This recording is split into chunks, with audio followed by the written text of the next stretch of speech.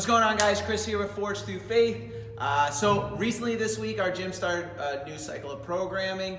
So I wanted to take some time to go over something that was blowing people's minds, where Coach Mark Kwan programmed front squats and he said accumulate 6,000 pounds. Okay, so I like the approach of this. It's really unique, it's fun, and it's gonna force you guys to think. But I want to provide maybe some guidance on how to go about this. Okay, so when it comes to what you're gonna do, I like that this can be customizable to someone's training age, what their goals are, their biological age, stuff like that. So for example, let's say you're fresh out of the challenge, or you've been doing CrossFit for, I don't know, less than a year.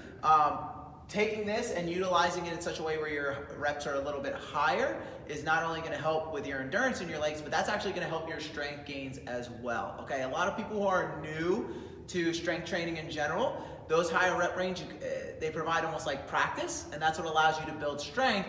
Whereas someone who's newer, doing really small rep ranges of sets of 2 to 3 or 4, you can't truly express strength in that rep range, so having a higher rep range is appropriate. Okay, so if you're someone who's new, I would look to maybe do a rep range of like 8 to 12 while accumulating your 6,000 reps. Okay, so you're doing front squats.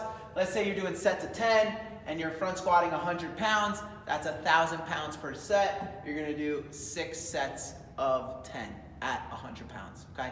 Now, let's say you're someone who's been doing CrossFit for a while, so let's just say over a year, and maybe you came with an athletic background in addition to that. Let's say you're no stranger to the weight room, you've been working with us for a while, you've front squatted a ton of times before, okay? If you're looking to get stronger, operating on a lower rep range is more appropriate, okay? In the middle rep range, you can kind of get some crossover, and guys, these are broad concepts, so bear with me, but in the middle range, you can get a crossover between gaining a little bit of size plus gaining strength. But let's just talk about pure unadulterated strength gains, okay? So for that, you would probably, for this, want to operate in a rep range of like 3 to 5, okay? Why I wouldn't go less than 3 is, let's say you're doing singles at 300 pounds, okay? That's gonna take, I think, 20 sets to get to 6,000 pounds. You'll be there all day, okay? So it's gonna be more appropriate to maybe get sets of 5, and let's say you're doing sets of 5 at, again, 200 pounds, that's 1,000 pounds per set. You're doing 6 sets of 5 at 200 pounds, okay? So finding something appropriate in here will allow you to get those strength gains, okay?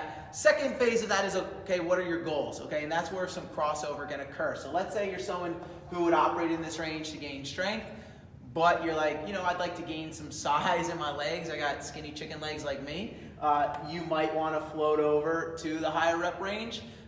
You could also float over to a higher rep range to build some muscle endurance, although I wouldn't advocate doing that in this front squat strength portion, because knowing what Kwan's going to program for your conditioning, you're going to get plenty of muscle endurance in the conditioning, okay? So focus on this to potentially look to gain strength, and then maybe gain strength through gaining size, okay? From there, guys, the other concept you could look at is, because I know it's coming in the future, is that Kwan might make this 7,000 pounds, okay? The concept of progressive overload, okay? Without being too sciencey, guys, basically every week, every month, you want to try to get a little bit better, okay? Now, it's not as simple, and why we have coaches is because if you say, oh, I'm going to add 5 pounds every week, it doesn't just work like that, because otherwise we'd all be squatting 1,000 pounds, okay? But looking to maybe squat the same weight for a couple more reps, or the same weight at the same reps with a couple more sets, or add 5 pounds, stuff like that. And there's gonna be some hiccups with that. Maybe you come in and you didn't eat well over the weekend, or you had a bad night of sleep. There's gonna be some self-regulation along with that. So if you come in feeling like crap, guys, listen to your body, go lighter, move smoother. But assuming you feel good, progressive overload, how you're gonna progress, guys, is, again, let's say he adds 1,000 pounds, and let's say you're in this range, and let's say you did 300 for sets of 3. Maybe the next week you say, okay, I'm gonna stay at 300 pounds, but look to do sets of 4, or I'm gonna do 2 extra sets of 3, because that's gonna get you to the 7,000 pound mark, and again, that's where you're gonna gain strength. Or maybe you say, all right, I'm gonna try to do, I did 300 for sets of 5, maybe I'll try to do 310 or 320 for sets of 4, and go from there, okay? If you're on this end of the spectrum, same thing. If you pick a weight and you get to sets of 12, maybe go heavier the next week and shoot for sets of 8 to 10.